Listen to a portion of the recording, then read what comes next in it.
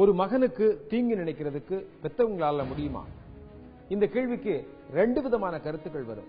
இதுல 100க்கு 99% பேர் என்ன சொல்லுவாங்கன்னா, பிள்ளைகளுக்கு பெத்தவங்க எந்த காலத்திலையும் எந்த நேரத்திலையும் தீங்கு நினைக்க மாட்டாங்கன்னே சொல்லுவாங்க. அது உண்மையும் கூட. இன்னைக்கு மாறி வர்ற சமூகத்துல பல இடங்கள்ல பெத்தவங்களுக்கும் பிள்ளைகளுக்கும் மனமுறிவு ஏற்படுறத கண்ணால பாக்குறோம். பணம், சொத்து இதெல்லாம் தான் இந்த உறவுகளுக்குள்ள விரிசலை ஏற்படுத்திருக்கு. ஒரு தகப்பனுக்கும் மகனுக்கும் இதனால சண்டைகள் வர்றதுல ஆச்சரியமே இல்லை. ஆனா பெத்த அப்பாவையே 6 லட்சம் கூலி கொடுத்து கொல்ல சொன்னதா வந்த செய்தியை நீங்க கேள்விப்பட்டீங்களா? அக்டோபர் மாதம் 31ஆம் தேதி இரவு மணி சுமார் 10 இருக்கும். திடீரென அந்த வீட்டிற்குள் நுழைந்த மர்ம கும்பல் ஒன்று அங்கு உறங்கிக் கொண்டிருந்த 62 வயதான குருவப்பாவையும் அருகே படுத்திருந்த அவர் மனைவி மல்லிகாவையும் கூரிய ஆயுதங்களால் வெட்ட ஆரம்பித்தனர். இதை பார்த்த குருவப்பாவின் 2 பெண்களான தேவியும் சித்ராவும் அதை தடுக்க முயல அவர்கள் இருவரையும் சரமாரியாக வெட்ட துவங்கினர். அந்த கும்பல் காலைல எழுந்தோன்னு வயலுக்கு போயிடுவாரு. நாங்க போயிட்டு மணியம் 1 மணிக்கு தான் வருவாரு சாப்பாடு டைமுக்கு. அதோட ஒரு 2 மணி நேரம் 3 மணி நேரம் வீட்டுல இருப்பாரு. அதோட ஒரு 4 மணிக்கு எழுந்து போனாருன்னா 7 மணிக்கு தான் வீட்டுக்கே வருவாரு. இதில் எப்படியோ தப்பித்து வெளியே ஓடி வந்த பெரிய பெண்ணான தேவி பக்கத்து வீட்டுக்காரர்களை உதவிக்கு அழைக்கிறார். படுத்துட்டோம். அப்பதான் படுக்கிறோம். அந்த பொண்ணோட கதவு சாத்தி இந்த கதவை தட்டுச்சு. தட்டுனோன்னா நாங்க பிதிரி எழுந்து ஓடி வந்து பார்த்தா அந்த பொண்ணு ஃபுல்லா ரத்தமா தான் இருக்கு. கேட்டாக்கா யாரோ வெட்டிட்டாங்க, அப்பாவும் வெட்டிட்டாங்க, அம்மாவும் வெட்டிட்டாங்க, நான் தப்பிச்சு ஓடிட்டேன் அப்படின்னு சொல்லிச்சு. பொண்ணு இங்க ஊய்ந்து போயிருந்தது. ஐயோ என்ன காப்பாத்துன்னு சொன்னப்பல அவன் ஓனு காத்துறான். பார்த்தா உதத்தாட இருக்குது. நான் ஆஸ்பத்திரி தூக்கி போட்டாங்க அவங்க பசங்க. அக்கம் பக்கத்து வீட்டுக்காரர்கள் ஓடி வர குருவப்பா வீட்டினுள் இருந்த மர்ம நபர்கள் அனைவரும் ஓட்டமெடுக்கிறார்கள். உள்ளே வந்த பக்கத்து வீட்டுக்காரர்கள் கண்ட அந்த காட்சி அவர்களை அதிர்ச்சியுறச் செய்கிறது. சரி, நாங்க ஓடி போய் பார்த்தாக்கா 2 பேருமே வெட்டுப்பட்டு கிடக்குறாங்க. இந்த ஒரு பொண்ணு மட்டும் கழுத்துல இந்த ஒன்னு ஓம பொண்ணுன்ற பொண்ணு சின்ன பொண்ணு கழுத்துல இந்த கழுத்துல வெட்டு வாங்கின்னு நடந்துகிட்டு இருக்கு.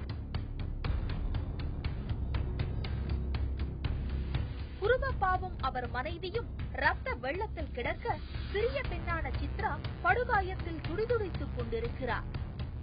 குருவப்பா அப்போதே இறந்துவிட மற்ற 3வரையும் மருத்துவமனைக்கு எடுத்து செல்கின்றனர் அந்த மக்கள். ஸ்பாட்லயே இருந்துட்டு இருந்தாரு. அவங்களுக்கு மட்டும் உயிர் இருந்தது. கூப்பிட்டு பேசுறாங்க. இங்க வா, கையாசிப்பிலேயே பேசினாங்க. போலீசுக்கும் தகவல் கொடுக்கப்படுகிறது. எனக்கு யார் மேலே சண்டை இல்லை. எனக்கு மூத்த சம்சார் அவங்க மேலதான் டவுட் ஆகுது, அவங்க மேலதான் டவுட் ஆகுதுன்னு சொல்றத. சரி, அவங்க போலீஸ்காரெல்லாம் வந்திருந்தாங்க. அப்ப அவங்களை கூட்டு போய் விட்டு அவங்க என்னவோ சொல்றாங்க கேட்டுங்கன்னு சொன்னேன்.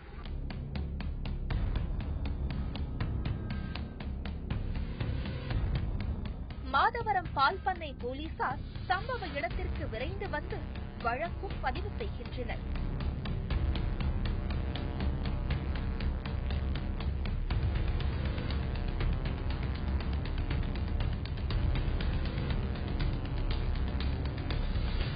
ஸ்டான்லி ஹாஸ்பிட்டலுக்கு நானு, எங்க அண்ணன் மதுரன்றவர், எங்க அண்ணி 3 பேரும் அந்த பொண்ணை தூக்கின்னு ஸ்டான்லி ஹாஸ்பிட்டலுக்கு போனோம். போலீஸ் விசாரணை முடுக்கிவிடப்பட வெளிவந்த தகவல்கள் போலீசையே அதிர்ச்சிக்குள்ளாக்குகிறது. சென்னை மாதவரத்தை அடுத்த மஞ்சம்பாக்கம் பகுதியில் உள்ள காமராஜர் சாலையில் தனது மனைவி மல்லிகா மற்றும் மகள் தேவி சித்ராவுடன் வாழ்ந்து வருகிறார் விவசாய தொழிலாளியான குருவப்பா. 2 மனைவி. ஒரு மனைவி இறந்துடுது, உடம்பு சரியில்லாத.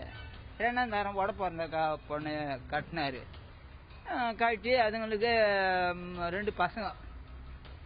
ஒன்னு ஓமா, ஒன்னு நல்லா இருக்குது. குருவப்பாவிற்கு மல்லிகா 2வது மனைவி. முதல் மனைவிக்கு பிறந்த 2 மகன்களான ஆறுமுகம் மற்றும் பாலமுருகன் அவர்கள் குடும்பத்துடன் தனியே வசித்து வருகிறார்கள். முதல் தாரத்துக்கு 3 ஆம்பளை பசங்க. ஒன்னு இறந்துட்டான், 2 பேர் ஆம்பளை பசங்க. அவங்க 2 பேரும் வண்டி ஓட்டுறாங்க. ஏறக்குறைய 3 கோடி ரூபாய் மதிப்புடைய சொத்துக்களை பிரிக்க முடிவு செய்த குருவப்பா தனது மகன்களுக்கு குறைந்த அளவிலும் இரண்டாவது மனைவிக்கும் அவருக்கு பிறந்த 2 பெண்களுக்கும் பெரிய பங்கினையும் கொடுக்க திட்டமிடுகிறார். எனக்கு பாகம் போட்டு கொடுன்னா பிரிச்சு கொடுத்துட்டான். இங்க கொஞ்சம் இந்த காலி மேன பவுண்டு கொடுத்துட்டான். அவன் கொஞ்சம் நெல் வளரி பூமி அத்தையும் பவுண்டு கொடுத்துட்டான். ஒன்னும் பிரச்சனை இல்லை. அப்புறம் பார்க்க போனா அது மாரி நடந்துட்டு. இதை அறிந்த முதல் தாரத்து மகன்களான ஆறுமுகம் மற்றும் முருகன் குருவப்பாவின் வீட்டிற்குள் சென்று பல முறை சண்டை போட்டிருக்கிறார்கள். ஆனால் குருவப்பாவோ அவர்களுக்கு அவ்வளவுதான் கொடுக்க முடியும் என்று கூறியிருக்கிறார். இதனால் இரு மகன்களும் அவர்கள் தந்தைக்கு பாடம் கற்பிக்க திட்டம் போட்டனர். மூத்த மகனான ஆறுமுகமோ ஒருபடி மேலே சென்று அவர் தந்தையையும் அவருடன் இருக்கும் குடும்பத்தையும் கொல்ல திட்டமிடுகிறார். அதற்கு அவர் துணைக்கு அழைத்தது ஒரு கூலிப்படையை.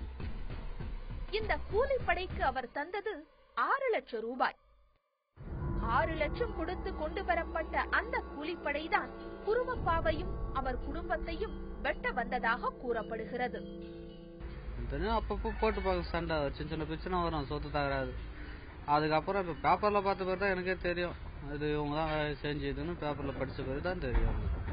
ஆறுமுகம் மற்றும் மாத்தூர் பகுதியில் பதுங்கியிருந்த ராஜா உட்பட 3 பேரை போலீசார் கைது செய்திருக்கின்றனர். தற்போது வழக்கு பதிவு செய்து மேலும் விசாரணைகள் நடந்து வருகிறது. குருவப்பா சம்பவ இடத்திலேயே இறக்க அவர் மனைவி மிக கொடுமையான காயங்களுக்கு ஆளானதால் மருத்துவமனையில் தீவிர சிகிச்சை பெற்று வருகிறார். 2 மகள்களும் காயங்களுக்கு சிகிச்சை எடுத்து வருகின்றனர். மகனே கூலிப்படைக்கு 6 லட்சம் கொடுத்து தந்தையை கொன்றார் என்று பரவி கிடக்கும் இந்த செய்தி அந்த பகுதியில் பெரிய பரபரப்பை உண்டாக்கியுள்ளது.